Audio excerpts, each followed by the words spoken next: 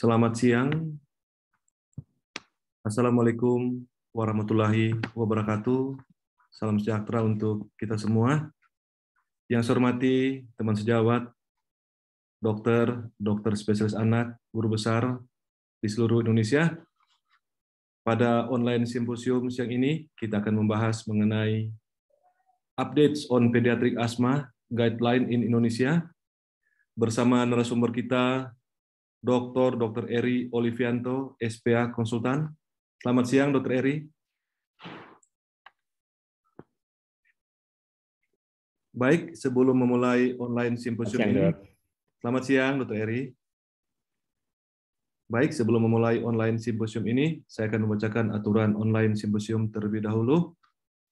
Pertama, online simposium berlangsung selama 60 menit. Peserta dipersilakan untuk mengajukan pertanyaan yang langsung dapat dikirim selama pemaparan materi berlangsung melalui kolom chat. Untuk sejawat dokter dan dokter spesialis anak, diharapkan untuk tidak absen pada kolom chat. Jika peserta online simposium mengalami kendala dalam streaming suara atau video, silakan mematikan fitur kamera atau off-cam. Materi akan dibagikan pada sesi diskusi. Silakan unduh pada perangkat Anda. Untuk mendapatkan SKP, mohon untuk bisa mengikuti online simposium ini minimal selama 45 menit. Terima kasih. Kita akan lanjut ke sesi edukasi etik.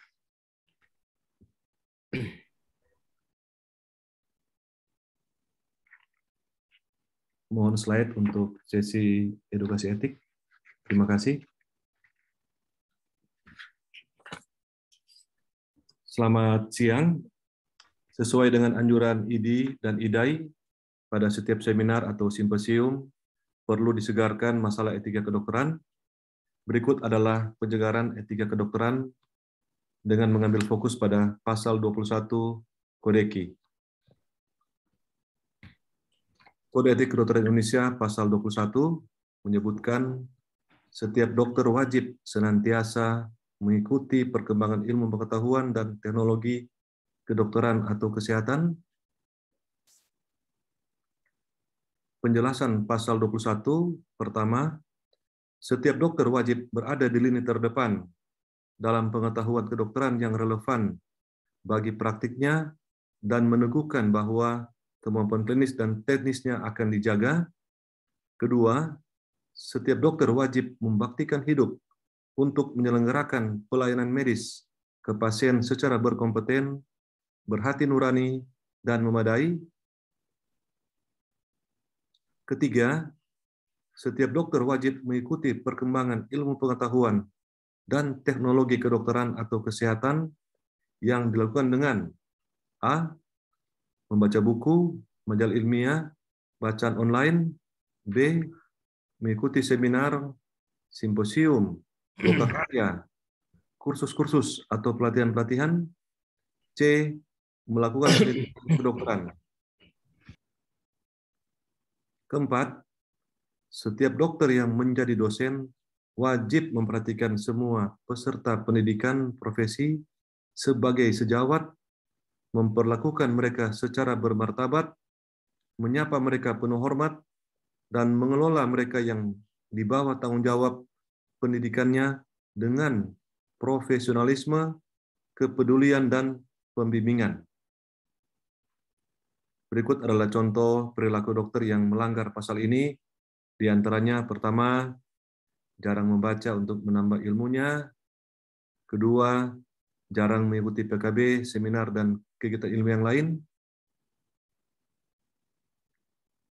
Demikian penyegaran etika kedokteran kali ini. Semoga dapat diamalkan dalam praktik kedokteran yang Anda jalankan sehari-hari. Selamat mengikuti seminar atau simposium. Semoga bermanfaat dalam meningkatkan pengetahuan Anda dalam menjalankan praktik kedokteran. Terima kasih.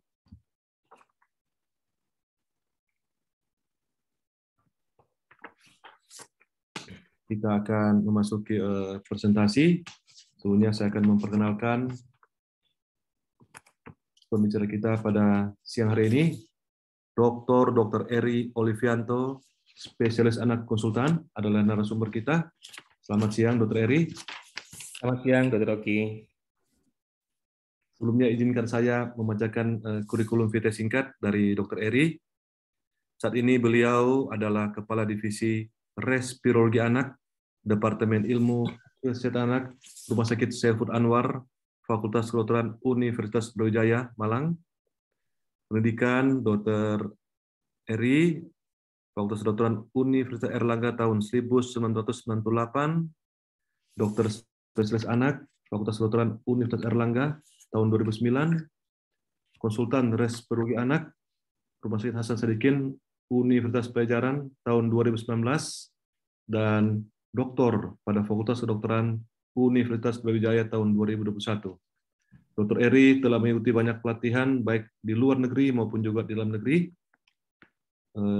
Demikian kurikulum vitae singkat yang saya bacakan untuk moderator kita, pemakalah kita pada hari ini. Waktu dan kesempatan saya berikan untuk Dr. Eri Olivianto, spesialis anak konsultan. Disilakan Dr. Eri. Terima kasih, Dr. Rocky. Selamat siang, Assalamualaikum warahmatullahi wabarakatuh. Siang ini saya mendapatkan amanah ya untuk sharing tentang asma, di mana pada siang ini saya akan menampilkan apa yang akan kita bicarakan, yaitu update dari Pedoman Nasional Asma Anak. Dalam rangka update untuk PNAA ini, kita dalam pekan ini kita sedang berada di dalam satu pekan asma anak. Kita memperingati Hari Asma Anak Sedunia. Pertama-tama izinkan saya menyampaikan epidemiologi dari asma anak ini. Yang pertama adalah prevalensi asma sedunia itu antara anak umur 6 sampai 7 tahun itu 11,5% dan 14,1% pada anak umur 13 sampai 14 tahun. Di Indonesia sendiri angka ini sudah pernah kita coba teliti ya. Salah satunya dari Jogja, ini ada angka 4,6 dan 4,6% juga untuk anak umur 6 sampai 7 tahun dan 13 sampai 14 tahun. Tetapi kita belum punya angka nasional nih untuk seluruh asma di Indonesia ini seperti apa. Pertanyaannya, kenapa harus diupdate Pedoman Nasional Asma Anak ini? Tentunya bukan hanya karena masalah waktu, karena tahun 2015 ke 2022 ini 7 tahun adalah suatu rentang masa yang panjang. Seharusnya memang ada revisi yang lebih sering ya, tetapi pada tahun ini kita berencana untuk mengeluarkan lagi revisi dari PNAA pada tahun 2015 tersebut. Pada tahun 2015 kita sudah melakukan revisi terhadap definisi dari asma terutama ya, merubah paradigma kita bahwa asma ini sebetulnya adalah penyakit inflamasi kronis. Selain itu juga ada rekomendasi-rekomendasi dari diagnosis, klasifikasi, terapi inhalasi, kemudian terapi jangka panjang, serangan, dan asma di bawah umur 5 tahun. Sejalan dengan berjalannya waktu, muncul banyak evidence dan banyak penelitian-penelitian yang baru tentang asma pada anak ini. Demikian juga dalam pelaksanaannya ternyata tidak mudah untuk melaksanakan apa yang ada di dalam PNAA ini, terutama berkaitan dengan perbedaan fasilitas di masing-masing daerah. Kemudian juga kepatuhan atau keterikatan terhadap pedoman ini juga tidak sepenuhnya bisa 100%. Banyak hal yang akan mempengaruhi bagaimana pedoman ini bisa dilaksanakan di daerah. Belum lagi masalah BPJS, sehingga tidak semua apa yang ada di dalam pedoman itu bisa serta-merta kita praktekkan di dalam praktek sehari-hari. Nah, GINA itu semacam perkumpulan global ya tentang asma anak ini sudah tiap tahun, hampir tiap tahun dia mengupdate tentang pedoman asma ini. Sedangkan di negara-negara lain seperti Inggris, Jepang, dan Kanada itu juga sudah terupdate pada tahun 2020 dan 2021. Sedangkan kita masih terakhir 2015, kemudian ada edisi berikutnya tahun 2016, tidak banyak perubahan. Nah, sekarang pada tahun 2022 kita berencana akan menerbitkan update atau revisi dari PNAA tersebut. Ada beberapa ranah yang terutama akan kita update ya, terutama adalah diagnosis, bagaimana membuat diagnosis asma, kemudian bagaimana klasifikasinya, kemudian ada konsep baru dalam tata laksana jangka panjang yang kita sebut dengan MARC ya. Kemudian bagaimana tata laksana serangan, ini juga ada pembaruan di situ, dan bagaimana asma pada anak umur balita. Hal-hal ini akan kita bicarakan satu persatu nantinya, akan tetapi yang perlu kita garis bawahi dulu bahwa untuk membuat suatu update dari satu guideline, idealnya adalah kita berdasarkan evidence base. Di situ akan ada review yang berdasarkan PICO istilahnya ya, dengan grading dan bermacam-macam, akan kita pertimbangkan apakah guideline kita yang lama, pedoman kita yang lama ini perlu kita update atau tidak. Kemudian update ini harus sederhana, artinya bisa gampang dimengerti, tetapi juga meliputi semua aspek-aspek penting dalam melaksanakan pedoman tersebut. Juga kita mempertimbangkan variasi atau bagaimana keragaman fasilitas di masing-masing tempat. Misal ada spirometer atau tidak, atau di tempat lain ada pemeriksaan yang lebih canggih, kemudian obat-obatan apakah semuanya seragam tersedia di semua daerah di Indonesia, ini harus kita cover juga di dalam pedoman. Oleh karena namanya pedoman harus bisa meliputi semua yang membacanya itu mudah untuk melakukan. Kemudian juga apakah kita akan membuat suatu guideline yang standar atau full guideline, di mana keduanya ini membutuhkan waktu. Tetapi kalau full guideline kita butuh waktu 2-3 tahun, standar guideline mungkin kita hanya beberapa bulan saja, tetapi pada prinsipnya kita akan memilih salah satu dan yang lebih mungkin suatu standar guideline ya. Kemudian apakah update ini memang diperlukan? Siapa yang akan membutuhkan dan kenapa sekarang? Dan apakah ini sudah mendapatkan suatu persetujuan dari suatu organisasi profesi termasuk IDAI, dan bagaimana kita berkolaborasi di antar instansi. Yang pertama tentang diagnosis dan klasifikasi. Ini mungkin sudah akrab ya dengan PNAA tahun 2015. Ini ada beberapa yang kita ingin update ya. Yang pertama adalah tentang gejala asma.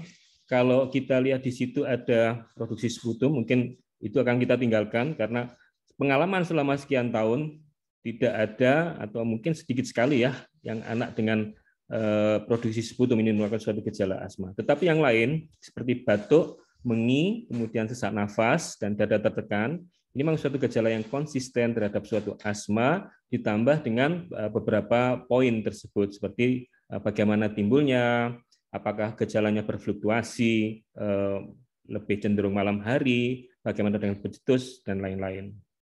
Nah, pitfall-nya apa? Nah, di dalam pelaksanaannya, klinisi, baik itu dokter umum maupun dokter anak, itu cenderung melihat suatu, semua kalau suaranya ada suara yang aneh gitu ya, tahu-tahu sudah disebutkan suatu wheezing gitu ya. Padahal belum tentu. Ya kita mungkin perlu berlatih, kita perlu melihat video dan lain-lain apakah ini suatu wheezing atau tidak. Terlebih pada anak di bawah 5 tahun. Karena banyak suara nafas yang mirip dengan wheezing tapi sebenarnya bukan suatu asma. Kemudian gejala yang disampaikan oleh pasien itu perlu untuk dibuktikan bahwa itu memang wheezing. Karena apa? Hampir sepertiga yang dilaporkan suara mengi oleh orang tua, ternyata setelah diperiksa itu bukan suatu mengi. Demikian juga sebaliknya, dari semua mengi yang ada, ternyata oleh orang tua, mungkin sepertiga di antaranya dilaporkan sebagai bukan mengi. Jadi kita perlu anamnesis yang lebih jelas, lebih teliti, apakah itu suatu mengi atau tidak. Kenapa harus seperti itu? Karena kita tidak ingin memberikan pengobatan yang tidak perlu pada seorang anak yang ternyata bukan asma, kemudian kita beri terapi jangka panjang, misalkan seperti itu. Nah, mengkomentari alur diagnosis pada PNAA yang lalu, kelihatannya perlu ditekankan lagi masalah penggunaan spirometer dan tes bronkodilator, karena sebetulnya di dalam alur itu ada, tetapi pertanyaannya apakah itu semuanya bisa dilakukan di daerah. Pada awal Januari kemarin dari UKK Respi melakukan suatu survei singkat ya tentang bagaimana kita menata laksana asma ini baik sisi diagnosis maupun tata laksana terapeutiknya. Apakah sudah sesuai dengan alur yang kita tetapkan, kita buat pada PNAA 2015. Ternyata kita melihat di sini bahwa yang selalu menggunakan spirometer itu sedikit sekali dan hampir semua dari responden itu tidak pernah melakukan diagnosis asma berdasarkan spirometer. Nah, sebabnya kalau kita lihat di sini, nah ternyata tidak ada. Jadi bukan masalah guideline-nya itu tidak bisa dilaksanakan karena dokternya tidak mampu melakukan spirometer, tetapi karena memang tidak ada barangnya. Alhamdulillah kemarin sempat dari pengurus sudah menghibahkan beberapa spirometer ke center-center yang ada respirolog di situ ya. Mudah-mudahan ini akan menjadi pemicu dari center-center lain untuk membeli spirometer nantinya dan melatihkan dokternya untuk mampu melakukan spirometer. Ini dari Eropa, mereka sudah melakukan diagnosis asma itu dengan secanggih ini. Semua pasien yang dicurigai asma dilakukan spirometer. Dan ada tes bronkodilatornya, mereka juga lakukan kalau hasil spirometer awal itu memang tidak normal. Dan kalau tidak normal, diperiksa lagi dengan fraksi ekspirasi dari nitric oxide-nya. Nah, kita punya yang mana? FeNO kita belum punya, di Indonesia belum ada. Sedangkan spirometer tidak semuanya memiliki. Oleh karena itu, kita perlu untuk memberikan penekanan pada update dari diagnosis asma ini nantinya. Kita hampir mengadop dari GINAS sebetulnya, tapi dengan beberapa penyesuaian karena setelah kita mempertimbangkan ternyata tidak mungkin dalam waktu dekat itu semua center punya spirometer. Sehingga ketika tidak tersedia spirometer, apa yang harus dilakukan oleh dokter anak atau dokter umum untuk mendiagnosis asma, kita beri tempat di sini. Dan kita memberikan penekanan masih pada tetap melakukan uji faal paru. Di mana kalau uji faal paru ini tersedia, maka kita harus melakukan uji reversibilitas dengan spirometer kalau di dalam spirometer awal didapatkan tanda-tanda obstruksi.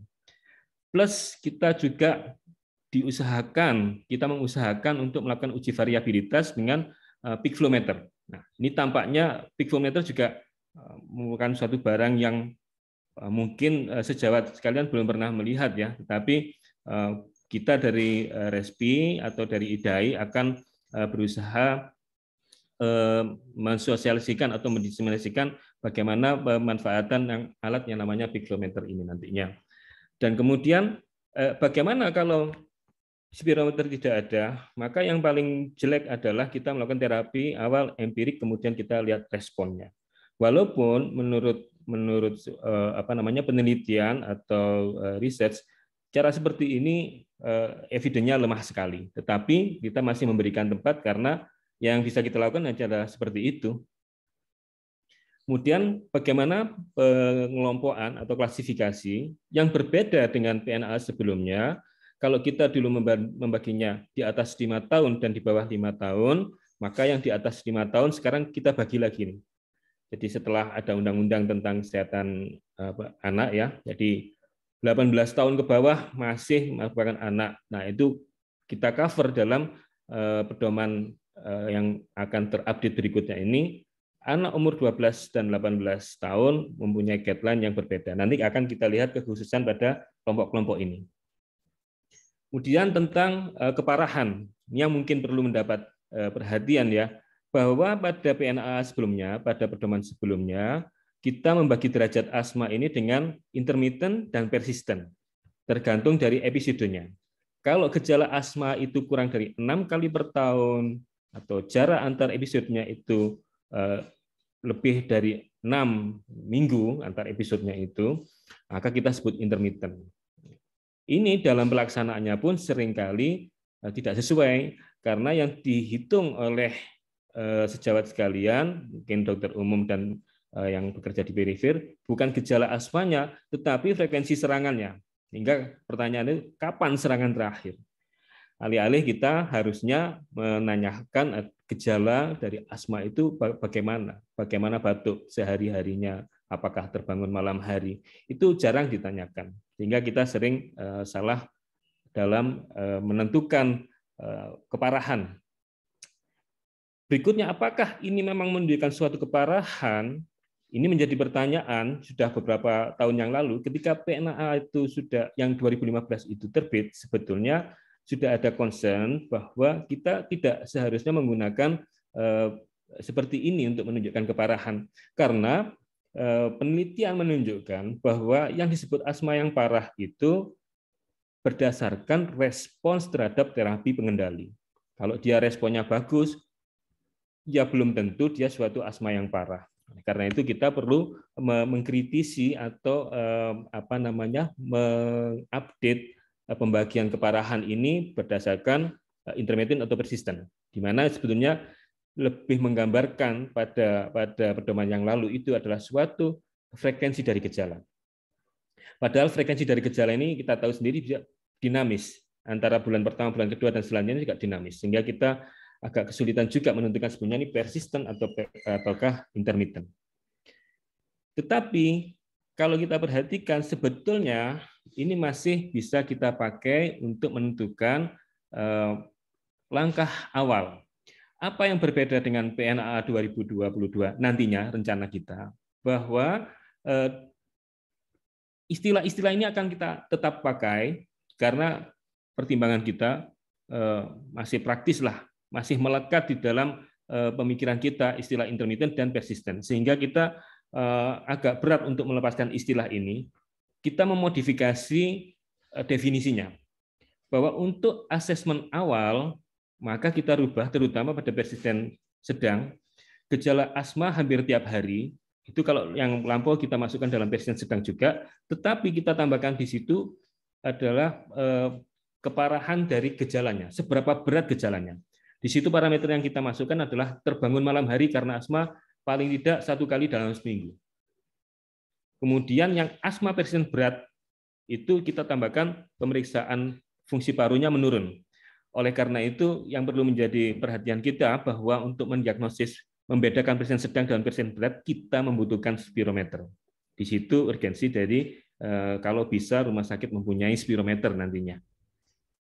Nah, ini tidak kita pakai sebagai derajat keparahan, tetapi akan kita pakai untuk menentukan kita mau pakai obat apa nantinya. Kita nyebutnya sebagai initial assessment atau penilaian awal.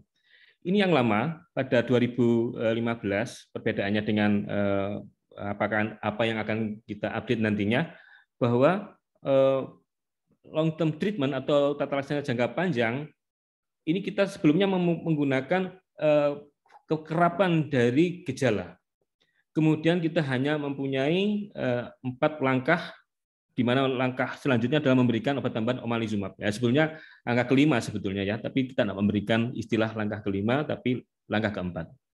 Perbedaannya lagi dengan update kita nantinya bahwa pada step 1 atau jenjang pertama tidak membutuhkan controller. Nanti akan kita lihat setelah banyak publikasi ternyata seharusnya kita merubah langkah ini, di mana pada langkah awal pun kita seharusnya sudah memakai suatu steroid sebagai controller.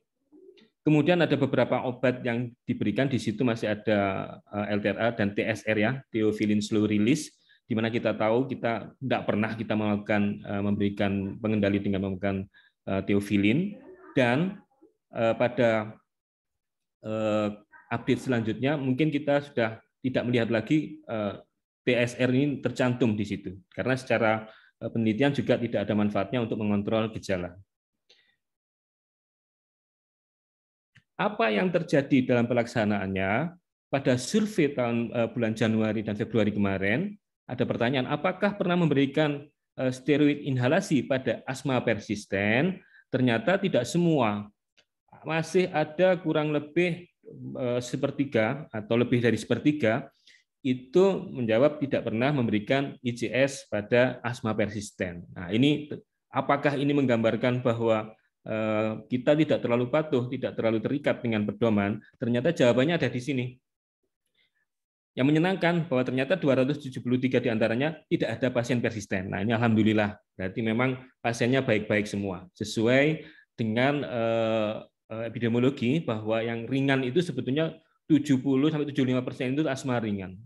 Yang sisanya itu asma berat. Jadi cocok sebetulnya ya. Yang menggembirakan di situ. Tetapi yang membuat kita menjadi khawatir ya, ternyata 250 lebih obatnya tidak ada. Nah, ini yang perlu kita fasilitasi nantinya, apakah di semua tempat di seluruh Indonesia ini obat-obat controller itu ada atau tidak. Nah, ini gambarannya. Ternyata tidak semua, hanya sepertiga dari responden aja yang menunjukkan bahwa obat-obat ini ada. Yang lainnya ya kadang-kadang ada, kadang-kadang tidak. Sebagian lainnya lagi, sisanya tidak ada. Nah, ini yang mengkhawatirkan, membuat kita terenyuh ya. Karena kita sudah susah payah membuat suatu pedoman PNAA tersebut, ternyata obatnya tidak ada. Nah, kemudian ada apa yang akan kita update tadi, saya sebutkan dari awal, pada jenjang pertama, kita tidak lagi memberikan rekomendasi untuk hanya memakai salbutamol atau short acting beta 2 agonis saja, karena ada penelitian-penelitian yang paling baru saya tunjukkan di situ, bahwa dengan meningkatnya penggunaan SABA, maka akan meningkatkan resiko eksaserbasi. Nah, ini anehnya ya, maunya diberikan obat asma yang namanya SABA itu, harapannya eksaserbasinya berkurang, tetapi penelitian justru mengatakan bahwa tidak berkurang. Semakin SABA-nya dipakai semakin banyak, maka serangannya juga akan semakin banyak. Ini kontradiksinya. Maka akan kita lihat di sini apakah kita akan tetap memakai SABA saja pada level pertama atau tidak. Lebih-lebih SABA ini kalau dipakai lebih dari 3 kali per tahun, 3 kaleng ya, 3 sediaan per tahun, itu semakin meningkat angka kematiannya. Apalagi kalau 1 bulan 1 kaleng, 1 sediaan SABA, maka angka kematian itu sangat-sangat meningkat. Nah, ini penelitian ini dilakukan pada anak-anak umur 12 tahun ke atas. Bagaimana dengan anak-anak di bawah 12 tahun ke atas? Kita memang tidak bisa begitu saja menginterpolasikan data tersebut. Tetapi kita perlu tahu bahwa anak-anak yang di bawah 12 tahun itu nantinya juga masuk ke dalam umur 12 tahun ke atas. Nah, penggunaan SABA saja dalam pelaksanaannya itu menimbulkan paradoks. Artinya ketika seseorang, anak atau orang tua itu sudah paham bahwa yang bisa menyelamatkan asmanya itu adalah SABA, salbutamol saja, kemudian kita akan memberi edukasi harus pakai ICS setiap hari, di mana ada gejala, tidak ada gejala harus pakai. Ini pastinya jadi bingung. Sehingga pada update nanti berikutnya kita akan memberikan rekomendasi agar kita tidak memberikan SABA saja ketika terjadi asma pada anak untuk gejala ya. Kemudian ada yang baru lagi di sini tentang budesonide formoterol atau ICS formoterol itu sebagai maintenance dan reliever. Ini akan menjadi isu yang baru, apakah kita akan memakai ini atau tidak. Tetapi ini pemakaian budesonide formoterol ini tentunya berdasarkan banyak penelitian, dan ini adalah satu review yang paling bisa kita pakai ya, bahwa dengan memberikan budesonide formoterol sebagai maintenance dan reliever sekaligus, maka angka serangan itu akan berkurang. Padahal ini yang menjadi tujuan dari tata laksana asma itu.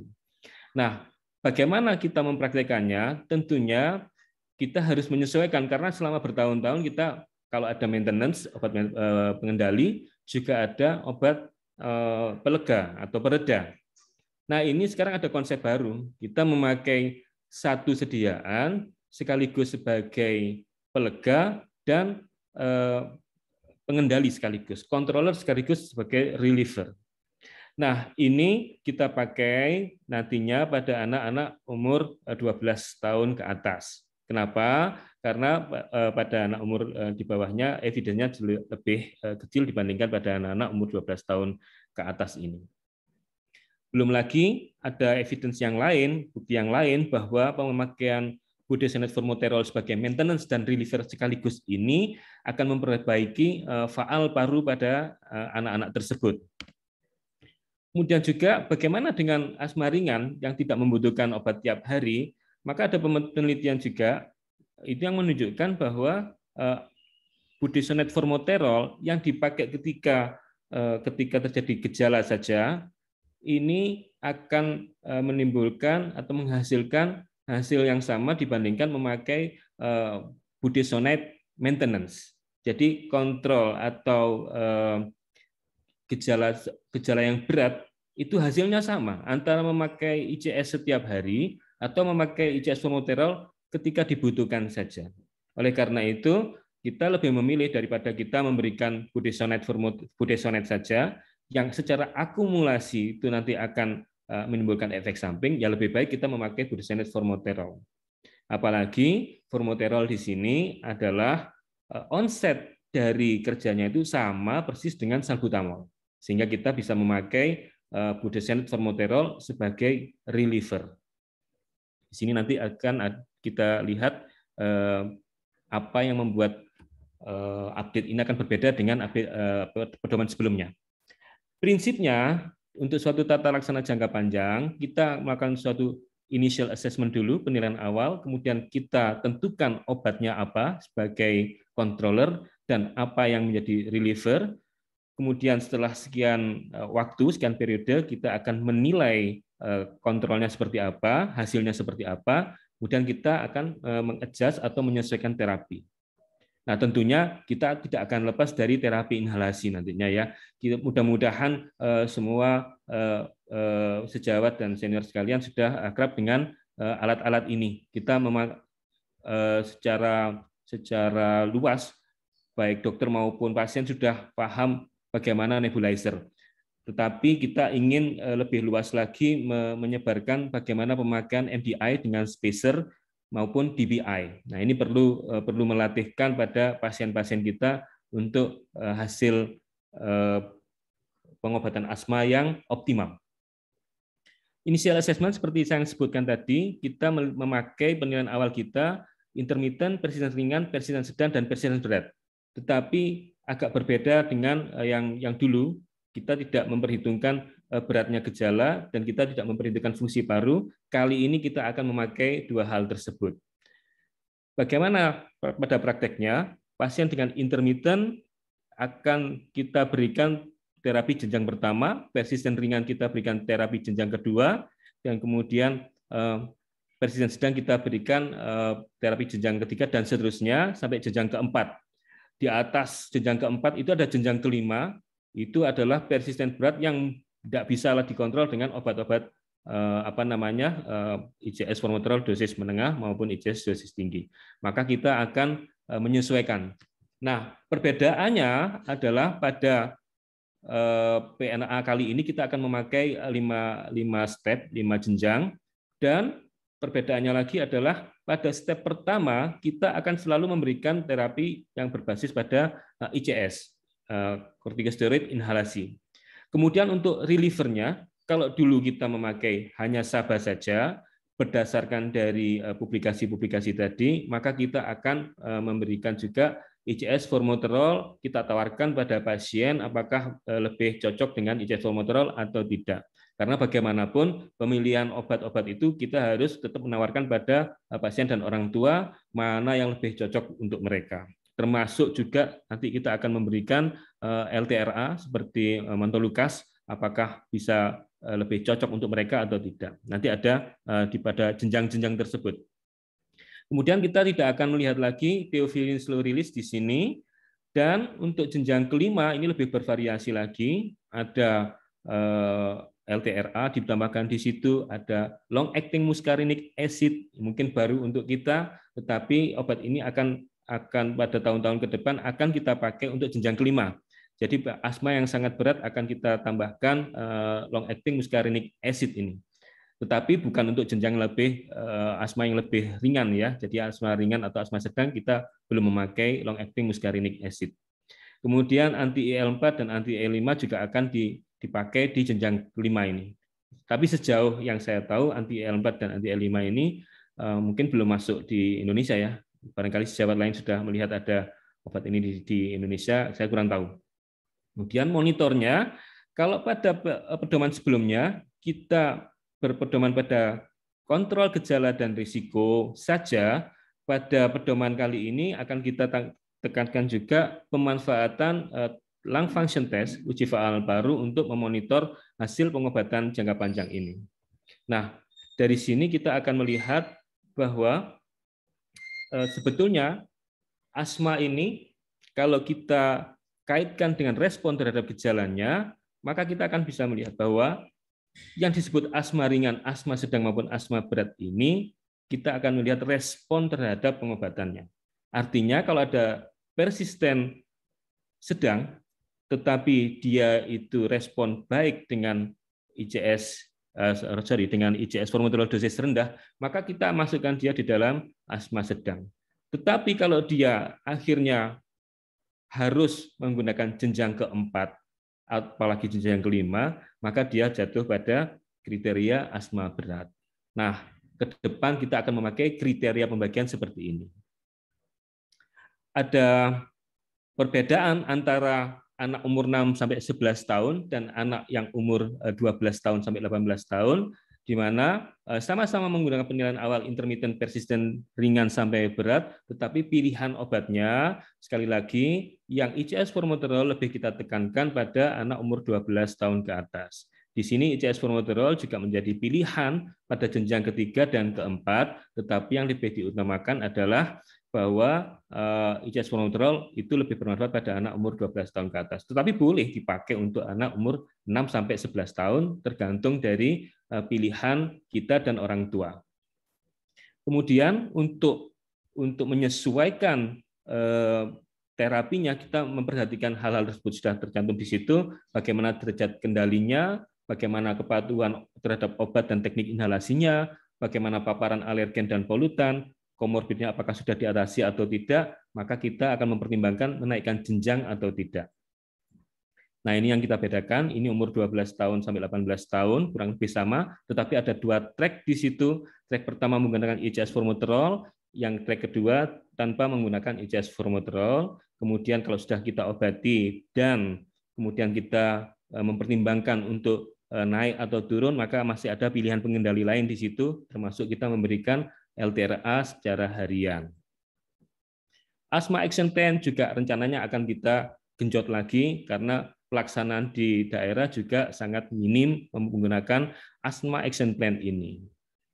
Nah, bagaimana dengan serangan? Pada serangan ini kita akan sedikit saja merubah suatu guideline kita karena pada prinsipnya serangan ini sudah sangat jelas sekali alurnya pada PNA 2015, tetapi kita ingin lebih meningkatkan bahwa penggunaan SABA itu kalau bisa kita memakai MDI spacer, tetapi tetap kita melihat apa yang terjadi di daerah bahwa nebul itu lebih tersedia di mana-mana dibandingkan MDI spacer, apalagi mengajari anak untuk menggunakan MDI spacer ketika serangan itu suatu hal yang sulit. Kemudian pada serangan pada tahun 2015 kita masih merekomendasikan penggunaan aminofilin di sini. Apa yang akan kita update di sini bahwa SABA tetap kita pakai salbutamol sebagai langkah awal, kemudian kita akan lebih menggunakan MDI spacer, tentunya bukan masalah yang mudah. Kemudian kita akan lebih menggunakan pulse oximetry dan peak flow meter untuk memonitor gejala serangan dan hasil pengobatannya. Dan ini memang ada sebetulnya pada PNA sebelumnya, hanya saja mungkin pelaksananya tidak semudah itu. Bagaimana dengan follow up? Follow up-nya di sini agak berbeda karena pada pedoman sebelumnya setelah eksaserbasi itu controller tidak disebutkan seberapa banyak. Nah, di sini disebutkan nanti bahwa setelah eksaserbasi atau serangan, maka kita akan naik jenjang dari jenjang 2 misalkan, kita naikkan ke jenjang 3 selama 2 atau 4 minggu. Kemudian kita juga akan memilihkan reliever setelah serangan, bukan SABA saja yang bisa kita sarankan, tapi juga kita bisa memberikan saran memakai ICS formoterol dosis rendah. Dan sekali lagi, pengobatan dengan SABA saja sudah tidak direkomendasikan lagi, karena ternyata lebih meningkatkan resiko terjadinya serangan, apalagi bisa meningkatkan resiko kematian. Dan untuk serangan berat yang di rumah sakit, ini yang perlu kita garis bawahi adalah bagaimana dengan ICS dosis tinggi, ICS formoterol, budesonide dosis tinggi, apakah akan kita pakai atau tidak? Karena pada pedoman sebelumnya belum ada, dan pada rekomendasi terakhir tentang terapi inhalasi ini ada. Ini didasarkan pada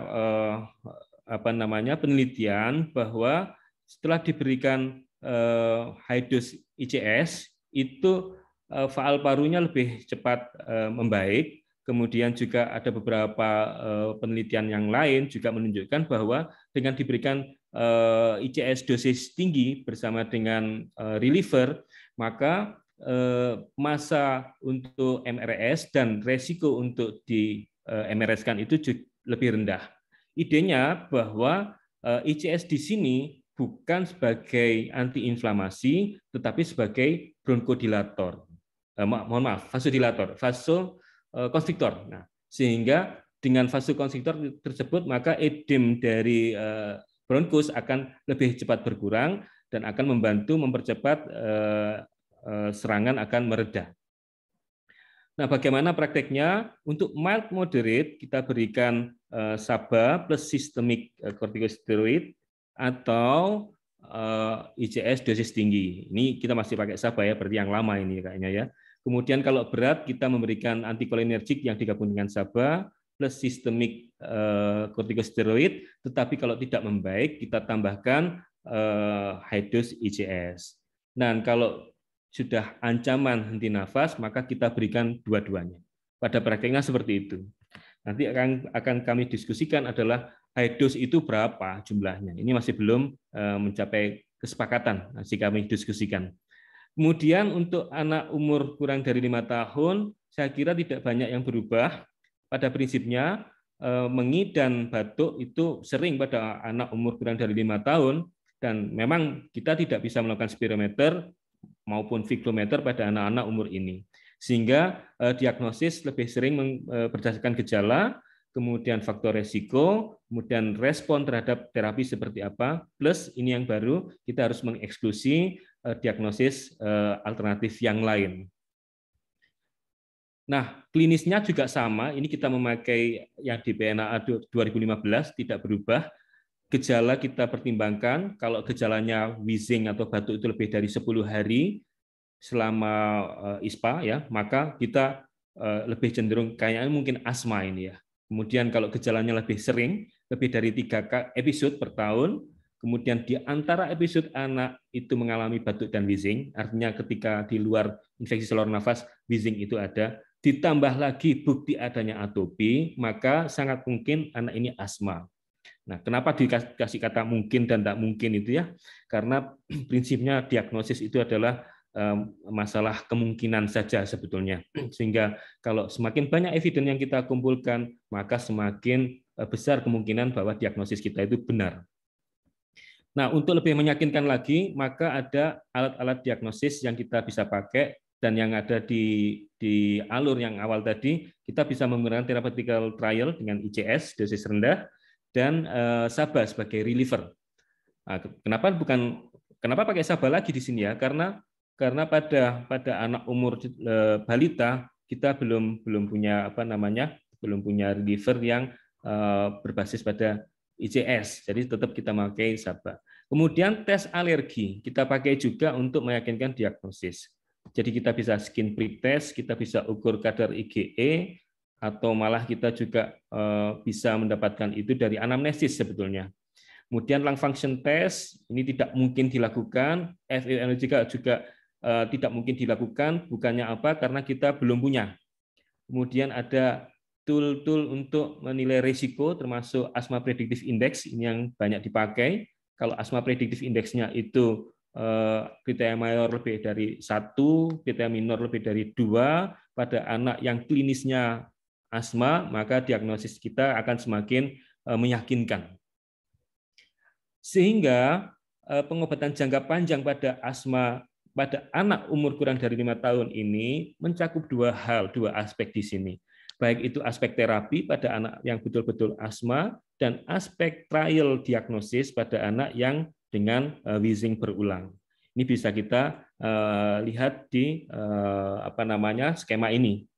Jadi kalau ada anak yang dengan kemungkinan asmanya itu besar, kita bisa memakai trial terapi dengan ICS dosis rendah selama 3 bulan. Kalau kita stop, kalau dengan ICS 3 bulan itu membaik, kemudian kita stop memburuk lagi, maka sangat mungkin anak ini adalah asma. Bagaimana memonitor dari pelaksanaan guideline ini? Kami sudah membuat suatu plan, tinggal implementasi saja. Mudah-mudahan pada bulan ini sudah siap diuji cobakan, yaitu registri asma anak yang akan kita launch tahun ini dengan trial di sekitar 3 atau 4 rumah sakit, termasuk di Nusa Tenggara Barat dan di Palembang dan di Jogja.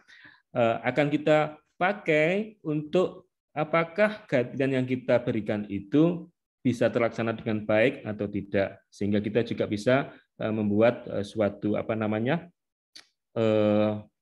pertimbangan-pertimbangan apakah kita perlu mengupdate ulang dari pedoman kita atau tidak. Apa yang bisa kita simpulkan bahwa pedoman nasional asma ini perlu kita update tentunya berdasarkan dari evidence base dan kebutuhan daerah. Kemudian kita juga perlu menyebarluaskan pedoman ini sampai pada petugas kesehatan, bahkan yang sampai di ujung pelosok misalkan ya. Kemudian untuk bisa terlaksana dengan baik, tentunya kita perlu dukungan logistik dari alat diagnosis maupun obat-obatan. Seperti yang saya sebutkan, di guideline ada spirometer, tapi di daerah spirometernya tidak ada. Dan rumah sakit misalkan ya tidak mau membelikan misalkan. Nah, kita bisa meyakinkan dari pedoman ini bahwa harus ada tuh spirometrinya supaya diagnosis asma pada anak bisa lebih baik. Demikian juga obat-obat controller masih ada di daerah yang tidak punya atau tidak terjangkau oleh obat-obat controller inhalasi. Bagaimana mereka bisa mengontrol asmanya berdasarkan guideline selama obatnya tidak ada. Nah, kemudian yang terakhir bahwa implementasinya itu perlu kita monitoring. Dan kemudian kita juga perlu selalu mereview publikasi-publikasi yang baru berkaitan dengan asma ini, supaya kita bisa lebih sering mengupdate dari pedoman kita. Saya kira itu yang bisa saya share, yang bisa saya sampaikan. Terima kasih. Saya kembalikan pada moderator. Baik, terima kasih untuk Dr. Eri Olivianto, SPA Konsultan, yang sudah memberikan update ilmu pengetahuan mengenai asma yang sangat penting dan sangat berguna bagi kita. Dr. Eri, mohon izin kita lanjut ke sesi berikut tanya jawab, Dr. Eri. Silakan, Dr. Rocky. Baik. Ada banyak pertanyaan ini, Dr. Eri ya. Izin saya bacakan ya. Mungkin dua-dua dulu ya, Dr. Eri ya. Iya, Dok. Silakan, Dok. Baik. Pertama dari sejawat Dr. Arifianti Latifah. Mohon izin bertanya, Dok. Saya dokter umum di puskesmas terpencil. Dari pengalaman yang banyak sekali orang tua yang tidak mau menvaksin anaknya karena asma, Dok. Kebanyakan asma persisten sedang. Bagaimana sebaiknya, Dok? Terima kasih. Kedua, dari Dr. Rizka Saradewi, Metina Pasa. Izin, Dok, selamat siang. Bagaimana jika di puskesmas tidak ada salbutamol, namun adanya teofilin? Bagaimana pemberiannya dari segi dosis? Kemudian bagaimana dari segi efektivitas serta efeknya pada anak? Kemudian adakah side effect yang harus dikhawatirkan pada pemakaian teofilin pada anak? Terima kasih. Itu dua dulu ya, Dok ya. Silakan Dr. Eri. Ya, terima kasih Dr. Oki. Terima kasih Dua kembali. pertanyaan ya. Ya, dua pertanyaan ini merupakan suatu pertanyaan yang praktis dan memang bukan hanya di daerah, di semua tempat pun pada menanyakan apakah anak saya ini boleh divaksin atau tidak. Dan kadang-kadang datang ke dokter praktek, ke tempatnya dokter anak untuk minta surat keterangan tidak boleh vaksin gara-gara asma. Nah, ini IDAI sudah memberikan rekomendasi bahwa semua anak harus divaksin kecuali ada beberapa di situ. Khusus untuk asma adalah asma yang tidak stabil. Artinya yang baru mendapat pengobatan jangka panjang karena dia asmanya asma yang sangat berat. Jadi kalau yang kontrol belum stabil artinya mudah sekali dia kambuh, kita tunda. Bukan kita larang untuk vaksin, tetapi kita tunda sampai asmanya betul-betul stabil, bisa kita kendalikan dengan controller. Nah, di sini letaknya controller. Supaya bisa vaksin COVID, anak harus betul-betul kita kontrol gejalanya. Oleh karena itu, kita perlu mengedukasi masyarakat, orang tua, bahwa asma bukan kontraindikasi untuk vaksinasi COVID apalagi ya. Padahal kita butuh betul dengan vaksin COVID itu. Nah, kemudian di sini pentingnya pada anak-anak yang uncontrol, artinya belum terkendali gejalanya, masih tidak stabil, masih sering serangan, itu kita betul-betul mengefektifkan obat kontrolernya ini. Jadi itu jawaban untuk pertanyaan pertama, vaksinasi boleh pada anak asma, apalagi yang asma ringan ya, asma ringan, asma sedang, asma berat yang terkontrol sudah terkontrol baik ya, artinya sudah sekian bulan memakai controller, kemudian sudah terkendali gejalanya, boleh vaksin. Tetapi yang berkali-kali masih serangan, kita tunda dulu. Kemudian pertanyaan kedua, ini saya kira bukan hanya di puskesmas yang di remote area ya, di puskesmas kota pun ini salbutamol inhalasi itu enggak tahu ada apa enggak di BPJS ya. Salbutamol oral ada. Nah, kita tidak merekomendasikan penggunaan salbutamol oral karena efek sampingnya lebih banyak seperti berdebar-debar. Nah, di sini ditanyakan teofilin. Apalagi teofilin ya. Teofilin ini sudah kita tinggalkan karena efek sampingnya juga banyak. Salah satu yang lebih menimbulkan efek samping dibandingkan salbutamol, teofilin ini bisa memicu aritmi. Oleh karena itu sudah kita tinggalkan. Tetapi bagaimana pertanyaannya kalau salbutamol oral pun tidak ada, adanya ya teofilin. Maka kita bisa memberikan obat seperti ini, tapi hati-hati banget ya. Kalau ada salbutamol inhalasi itu yang kita pilih, dan kalau memang tidak ada, kita memberikan teofilin juga harus hati-hati. Kalau pada serangan, teofilin seperti ini tidak bisa bekerja. Justru kita malah membolehkan menggunakan epinefrin untuk serangan asma. Dan zaman dulu kita memakai epinefrin ini kita berikan sebutan, tetapi kalau yang baru kita memberikan intramuskuler malah ya untuk serangan asma. Nah, itu bisa kita ulang untuk epinefrin sebanyak 3 kali, tapi tetap kita harus memperhitungkan heart rate-nya ya, karena adrenalin juga akan meningkatkan heart rate. Tetapi teofilin tidak punya kerja cepat dan dia juga mengandung efek samping yang berpotensi bahaya gitu ya. Sehingga kita tidak menyarankan memberikan teofilin. Kalau bisa, kalau pada serangan salbutamol tidak ada, maka berikan epinefrin. Boleh seperti itu. Demikian, Dr. Oki. Baik, terima kasih Dr. Eri. Izin saya lanjutkan membaca pertanyaannya ya Dok ya. Berikut dari Dr. Rizka Sarah. Izin Dok, selamat siang. Di FKTP yang susah sekali dilakukan adalah tidak adanya ICS inhalasi Dok. Kalaupun mau mendapatkan, maka harus dirujuk. Sedangkan merujuk BPJS dengan diagnosa asma, masuk THCC dan FKTP akan kena penalti. Sedangkan diminta beli sendiri, sosek daerah saya tidak mampu. Bagaimana ya Dok sebaiknya? Terima kasih. Berikut dari Dr. Aldila Faiza. Selamat siang Dok, izin bertanya. Ada 2 pertanyaan. Apakah ada penjelasan mengapa semakin sering diberikan SABA pada asma intermittent akan memperberat kondisi atau frekuensi serangan? Apakah ada korelasinya dengan reseptor beta atau bagaimana Dok? Kedua dari Dr. Aldila, bagaimana pendapat dokter terkait pemberian salbutamol oral pada praktik di lapangan? Demikian dulu Dr. Eri, terima kasih. Ya, baik. Terima kasih, Dr. Oki. Dr. Rizka ya, ini pertanyaan umum ya. Di guideline itu ICS inhalasi sudah harus ada sebetulnya di FKTP, tetapi di dalam pelaksanaannya enggak semuanya punya, apalagi di puskesmas yang di daerah ya. Ini akan menjadi PR kita semua, karena ICS inhalasi itu standar sebetulnya untuk pasien asma. Rupanya kita gagal meyakinkan pemiliki logistik ya, artinya BPJS atau Menkes, bahwa ICS inhalasi ini sudah harus ada sampai tingkat puskesmas, sehingga pasien tidak perlu dirujuk ke rumah sakit untuk mendapatkan ICS inhalasi ini. Mestinya seperti itu. Nah, kedepannya mungkin harus ada yang berusaha untuk supaya logistik ini ada. ICS inhalasi kalau bisa ada di puskesmas. Kendala yang lain, masalah rujukan. Karena memberikan ICS inhalasi itu harus di rumah sakit, ya mungkin karena PPK-nya atau bagaimana ya, merujuk itu ada kuotanya. Jadi kalau sudah sekian kali merujuk, kemudian masih dirujuk, masih nambah rujuk, kena penalti dari BPJS. Nah, ini juga menjadi permasalahan. Kemudian yang menjadi masalah juga adalah ini, kalau sudah di rumah sakit pun, di beberapa rumah sakit, untuk mendapatkan ICS inhalasi, baik itu yang ICS sendiri atau kombinasi, harus ada spirometernya. Padahal anak umur, misalkan katakanlah anak umur 5 tahun atau 5,5 tahun, kita memutuskan memberikan ICS inhalasi. Harus ada spirometernya supaya dia dapat obat ini.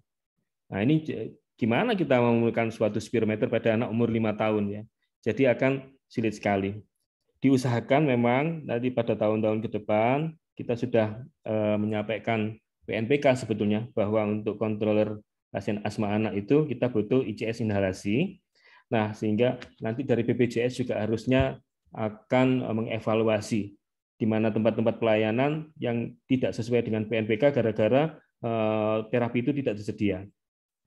Kemudian selanjutnya pertanyaan Dr. Aldila ya, apakah bagaimana ini ya, bagaimana mekanismenya, semakin dikasih SABA semakin besar risiko eksaserbasi dan risiko kematiannya. Memang berkaitan dengan reseptor, jadi ada down regulation. Jadi semakin sering kita memberikan short acting beta agonis, reseptor beta itu turun. Pada beberapa tahun yang lalu itu pernah namanya terjadi saya lupa di New Zealand apa di mana ya, disaster, beta agonis disaster. Nah, pada introduksi atau pengenalan laba sebagai kontrol, maka justru banyak yang meninggal. Oleh karena itu, apa yang menjadi concern-nya? Oh, ternyata setelah diberikan beta 2 agonis yang long acting waktu itu ya, lebih banyak terjadi eksaserbasi, sehingga laba tidak dipakai sendirian sekarang, harus pakai bersama dengan ICS. Nah, apalagi SABA ini sudah ada 2 penelitian yang saya tampilkan tadi dan penelitian-penelitian sebelumnya. Semakin kita menggunakan, semakin anak lebih sering menggunakan SABA, itu semakin besar kemungkinan dia terjadi eksaserbasi dan meningkatkan risiko kematian. Terlebih lagi, kalau dia hanya memakai SABA saja, artinya dia mengandalkan SABA saja, tidak memikirkan memakai controller antiinflamasi steroid. Nah, sebetulnya ini pendapat pribadi saya bahwa yang menjadi masalah itu bukan berkurangnya reseptor, tetapi justru pada pengguna SABA yang sering itu dia tidak mendapatkan antiinflamasi saja, tidak mendapatkan antiinflamasi, tetapi lebih mengandalkan bronkodilator. Semakin dia tidak menggunakan antiinflamasi, maka prognosis terjadinya serangan, apalagi kematian semakin besar. Jadi 2 hal ini. Pertama, penurunan reseptor beta, mungkin seperti itu. Dan yang kedua, lebih mengandalkan SABA tanpa menggunakan ICS. Menggunakan ICS plus SABA saja, kalau SABA-nya banyak juga meningkatkan resiko, apalagi tidak menggunakan ICS. Kemudian pertanyaan Dr. Aldila yang kedua, penggunaan salbutamol oral, kalau bisa tidak, ya. Kalau bisa untuk reliever, sekalipun pada anak umur kurang dari 5 tahun atau anak umur lebih dari itu yang lebih memilih memakai reliever SABA saja, maka kita memberikan yang inhalasi, memakai MDI. Jadi yang spray itu ya. Pada anak-anak yang umum di Indonesia sih lebih memakai nebulisasi. Ya boleh-boleh saja. tetapi intinya jangan yang oral karena efek sampingnya lebih banyak, lebih menimbulkan efek samping berdebar-debar, kemudian onsetnya juga tidak secepat kalau kita memberikan secara inhalasi.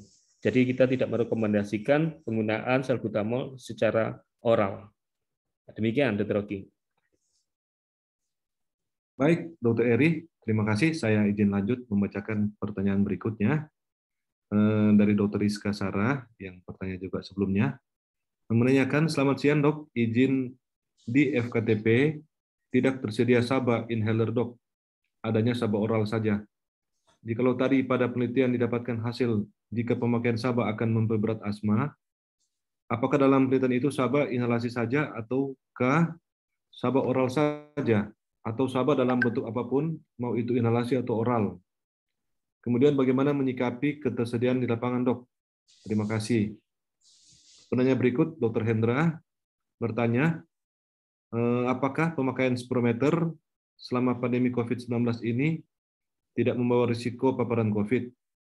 Histamine challenge test, apa sudah dipergunakan lagi? Untuk reliever, kombinasi salbuterol dengan ipratropium hydrobromide tidak lebih baik pada salbuterol saja? Apakah pemberian prednison oral untuk reliever pada serangan asma berat tidak lebih baik dari fumeterol? Itu dulu dok, mungkin. Ya. Dr. Eri, silakan. Ya, terima kasih. Dr. Rizka ini melanjutkan yang tadi ya. Memang penelitian yang meningkatkan kematian tadi itu pada salbutamol yang inhalasi. Jadi yang dihitung kanisternya. Yang disebut frequent user itu adalah memakai 3 kaleng atau 3 sediaan salbutamol spray misalkan ya, itu 3 kali dalam setahun. Itu hitungannya seperti itu. Nah, kalau seorang anak memakai lebih dari itu namanya frequent user. Apalagi menggunakan tiap bulan harus beli satu kanister, maka dia excessive user. Nah, ini yang dikatakan angka kematiannya tinggi. Bagaimana dengan SABA oral? Nah, kalau dia memakai SABA inhalasi saja sudah seperti itu, kalau tidak ada SABA inhalasi, maka dia mungkin anak itu memakai SABA oral setiap hari. Jadi bukan hanya angka kematian akibat asmanya itu saja yang meningkat, tetapi juga mungkin angka kematian akibat efek samping seperti aritmia dan lain-lain. Karena di penelitian tersebut disebutkan dibagi itu ada kematian karena sebab lain, ada kematian yang terkait asma, dan ada kematian yang terkait dengan peristiwa respirasi apapun. Yang saya tampilkan tadi itu kematian berkaitan dengan asma. Kalau kematian dengan asma saya sudah tinggi, apalagi kematian akibat sebab lain. Nah, pemakaian salbutamol oral ini kalau memang terpaksa kita harus mengusahakan nantinya ke FKTP atau penyedia BPJS itu harus ada SABA inhalasi. Ya, saya tidak tahu Dr. Rizka dinas di mana ya. Kalau memang itu sangat remote sekali, mungkin harus menjadi perhatian pemerintah karena yang terapi inhalasi ini sudah kita kampanyekan sebetulnya sudah sekitar berapa puluh tahun yang lalu ya. Nah, kemudian pertanyaan Dr. Hendra, kemudian bagaimana spirometer ketika terjadi pandemi COVID? Nah, pada pedoman kita, seperti juga pedoman GINA yang terakhir, itu memberikan catatan bahwa spirometer ini termasuk AGP, aerosol generating procedure, sehingga pasien harus kita screening dulu. Di tempat kami kita menggunakan antigen, cukup antigen. Tak tahu mungkin di tempat lain harus menggunakan PCR, tergantung dari kebijakan lokal rumah sakit masing-masing. Tetapi di tempat kami, kalau tidak ada gejala, tidak ada demam, tidak ada gejala mengarah COVID, untuk screening kita cukup menggunakan antigen. Saya kira itu harus dilakukan ketika terjadi pandemi plus endemi sekarang. Sekarang sudah tidak pandemi tapi endemi. Tetap lakukan screening untuk pasien yang akan kita spirometer. Kemudian metakolin ya. Jadi untuk challenge test, bronchodilator test itu bukan bronchodilator, ini sebetulnya uji provokasi. Kita belum pernah melakukan. Metakolin juga tidak tersedia di banyak tempat. Jadi sebetulnya kalau ada pasien yang dengan gejala yang khas asma, kemudian setelah kita lakukan spirometer, kita tidak mendapatkan bukti adanya obstruksi, kita ulang pun tidak ada bukti obstruksi, tetapi kayaknya asma ini, maka kita bisa melakukan bronchus provocation test itu dengan metakolin. Sistemnya hampir mirip seperti Widal itu ya. Jadi dengan memberikan metakolin yang dengan titrasi yang paling encer sampai yang paling kental, nanti di titik mana dia akan mengalami penurunan FEV1 itu, maka kita lihat dia termasuk yang hiperresponsif atau bukan. Kemudian antara salbutamol, ipratropium, bagaimana pertanyaannya? Salbutamol, ipratropium, apakah tidak lebih baik dibandingkan salbutamol saja?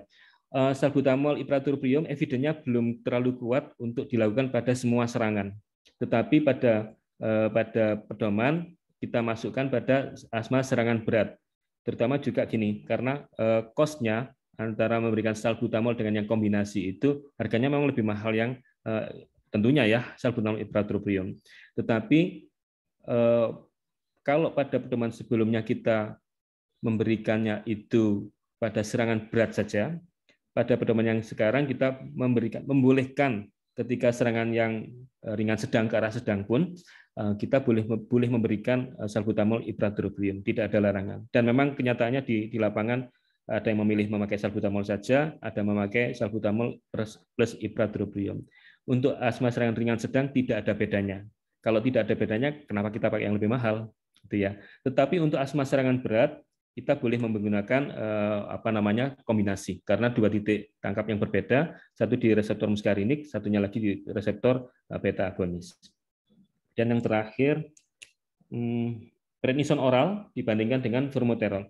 Nah, untuk serangan kita standarnya adalah steroid sistemik, masih standar seperti itu. Jadi ICS dosis tinggi, ya budesonide ya maksudnya ini mungkin ya, budesonide dosis tinggi itu tidak menggantikan posisi dari ICS sistemik. Jadi masih kita memberikan untuk asma ringan sedang, kita berikan per oral prednison dengan dosis 1 sampai 2 mg per kilo per hari. Kemudian tetapi yang ringan kita boleh men-switch-nya menjadi yang high dose dengan berbagai pertimbangan, misalkan dia ada penyakit sakit mah atau apa ya. Tetapi ada choice, kita bisa memilih yang ini atau yang itu. Nah, sedangkan pada asma yang serangan berat harus memakai sistemik steroid dulu. Kita memberikan dexamethasone atau methylprednisolone. Kalau belum respon baik, artinya belum optimal sesuai dengan yang kita harapkan, kita tambahkan high dose ICS, high dose budesonide. Tetapi pada yang mengancam jiwa, kita sarankan sekaligus kita berikan dua-duanya. Jadi posisinya bukan menggantikan sistemik. Sampai saat ini belum pada posisi menggantikan steroid sistemik, tetapi sebagai add-on. Demikian, Dr. Rocky. Baik, terima kasih kembali, Dr. Eri. Mohon izin saya lanjutkan ke penanya berikut. Pertama dari Dr. Nisak ya. Mohon izin bertanya, pada manajemen purli kontrol asma dengan terapi jenjang teratas, namun masih didapatkan anak dengan kondisi persisten berat, berapa lama seharusnya kita harus evaluasi pengobatan apabila gejala telah membaik? Kapan tapering off ke jenjang yang lebih bawah? Pertimbangan apa saja yang perlu dipikirkan? Kedua dari Dr. Dewi Motik menanyakan, bagaimana penggunaan nebul pada anak yang sedang mengalami infeksi pernapasan dengan RR di atas 40 kali per menit dengan penurunan saturasi SpO2 dan lebih terdengar ronki daripada wheezing-nya. Demikian, Dr. Eri. Ya, dua pertanyaan ini praktis banget. Maksudnya, kita belum, mungkin pasien yang betul-betul susah terkontrol itu ada ya, tapi tidak sebanyak pasien-pasien yang mudah terkontrol. Tetapi bagaimana kalau memang betul-betul kejadian ada pasien yang poorly control, artinya tidak bisa dikontrol dengan jenjang pengobatan yang paling atas pun. Nah, ini kita biasanya tidak buru-buru mengatakan bahwa dia adalah jenjang terberat. Masih ada beberapa hal yang harus dia pertimbangkan. Paling tidak ada satu, itu adalah apakah obatnya itu sudah dipakai dengan benar atau tidak. Kalau kita sudah meresepkan suatu obat inhalasi, ada dua hal di situ. Dipakai setiap hari secara rutin sesuai dengan instruksi kita atau tidak. Kemudian tekniknya sudah benar atau tidak. Karena mengajarkan teknik ini susah, apalagi di Indonesia. Kalau di buku disebutkan umur 10 tahun sudah bisa pakai DPI yang dry powder. Kenyataannya tidak semua seperti itu. Demikian juga yang lainnya. Ujung-ujungnya semuanya pakai nebulizer semua. Nah, ini susahnya. Tapi kita sekali lagi mana yang lebih bisa dilakukan oleh pasien kita laksanakan. Satu itu adherence dan teknik. Yang kedua adanya paparan.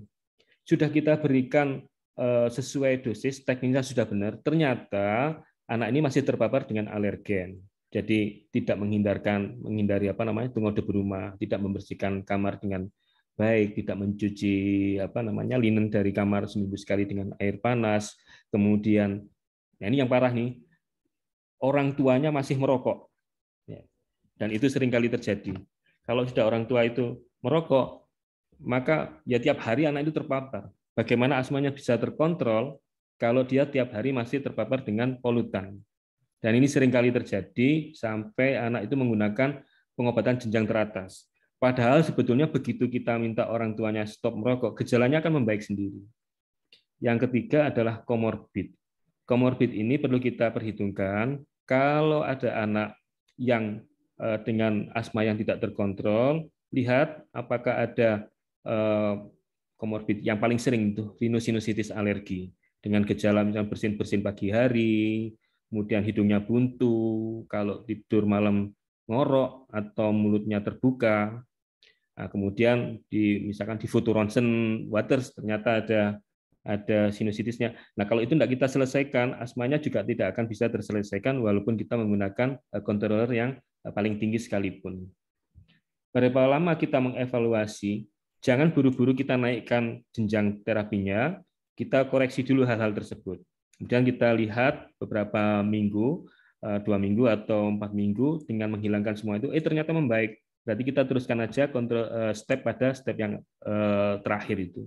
Tetapi kalau tidak membaik, sudah kita hilangkan, sudah kita koreksi komorbidnya, tekniknya sudah kita hilangkan, sudah kita perbaiki, paparan sudah kita hilangkan, kita boleh naik jenjang. Ya, jadi prinsipnya naik jenjang itu 2 bulan atau 3 bulan, tidak ada patokan yang harus fix harus 2 bulan, tetapi harus memperhitungkan hal-hal tersebut sebelum naik jenjang. Demikian juga ketika mau turun jenjang juga kita harus memperhatikan sudah terkontrol baik atau tidak, dan kemudian kira-kira kalau diturunkan bakal muncul serangan lagi apa enggak. Jadi harus kita hitung seperti itu. Nah, pertanyaan selanjutnya tentang nebul pada, ini kayaknya begini pertanyaannya. Sekarang itu apapun gejalanya obatnya adalah nebul. Nah, ini yang menjadi salah kaprah. Kalau ada anak dengan infeksi saluran nafas dengan SpO2 yang rendah, kemudian lebih dominan ronki, yang maksudnya Crackles ya, dibandingkan Wheezingnya, ini kan belum tentu asma sebetulnya. Bisa pneumonia, bisa karena TB miliar dan lain-lain. Nah, pada kasus-kasus seperti ini tidak sebaiknya semuanya obatnya dinebul dengan salbutamol, yang saya tahu seperti itu. Jadi kita pilih kalau memang kita membutuhkan untuk memberikan terapi inhalasi pada bronkiolitis misalkan ya, bronkiolitis itu kita bisa memberikan NaCl hipertonik, atau pada anak yang pada waktu di UGD dia itu respon dengan salbutamol, kita bisa memberikan salbutamol di ruangan. Tetapi kalau pada pasien pneumonia mungkin kita hanya butuh untuk mengencerkan dahak atau mengeluarkan dahak, kita cukup dengan NaCl saja sudah cukup. Tetapi itu bukan yang utama. Yang utama pengobatan pneumonia misalkan. Pneumonia pengobatan utamanya ya antibiotik, kemudian suportif. Cairan dari yang diberikan hidrasi secara infus maupun oral sudah cukup untuk mengencerkan dahak, dan jangan lupa mungkin tapping untuk fisioterapi untuk memudahkan keluarnya dahak. Tetapi belum ada evidence bahwa dengan memberikan nebul apapun pada pasien pneumonia, pasiennya lebih cepat membaik. Belum ada seperti itu. Jadi untuk pertanyaan terakhir ini mungkin akan lebih bijak, kita ada pasien dengan gangguan infeksi saluran nafas, apakah itu ada faktor asmanya atau tidak. Kalau ada asmanya ya memang pertanyaan kita memberikan nebul salbutamol. Bisa seperti itu memang. Tetapi kalau tidak ada ya jangan. Kemudian kalau ada wheezing, infeksi saluran nafas atas, ada ronkinya, ada wheezingnya. Apakah semuanya kita berikan salbutamol? Kita hitung dulu. Kalau ada wheezingnya, kita berikan salbutamol. Kalau memang dia respon, teruskan salbutamolnya. Mungkin anak itu memang ada atopinya. Pada anak umur kurang dari 5 tahun, ketika dia mengalami pneumonia, kemudian ada wheezingnya, belum tentu dia itu adalah asma. kita kembali pada tata diagnosis anak asma umur kurang dari 5 tahun. Karena anak umur kurang dari 5 tahun, wheezing bisa disebabkan karena infeksi saluran nafas yang lain, bahkan infeksi bakteri pun kadang-kadang ada wheezingnya juga. Ini jawaban untuk pertanyaan terakhir, Dr. Oki. Baik, terima kasih, Dr. Eri. Kami memohon maaf kepada sejawat senior sekalian karena kami tidak bisa karena kuota ya, waktu yang terbatas, sudah melewati pukul 14.00. Mohon maaf, tidak semua pertanyaan bisa kami bacakan. Untuk itu kami mengucapkan terima kasih yang sebesar-besarnya khususnya untuk Dr. Eri Olivianto, SPA Konsultan, narasumber kita yang luar biasa pada siang hari ini. Terima kasih juga, Dr. Oki. Ya, terima kasih sudah memberikan ilmu pengetahuan update terbaru ya dari asma anak. Terima kasih, Dr. Eri. Terima kasih atas partisipasi dari yang kami hormati seluruh teman sejawat, senior, guru besar, Bapak Ibu sekalian dimanapun berada dalam mengikuti online simposium ini. Sampai bertemu pada online simposium IDAI selanjutnya. Terima kasih, selamat siang.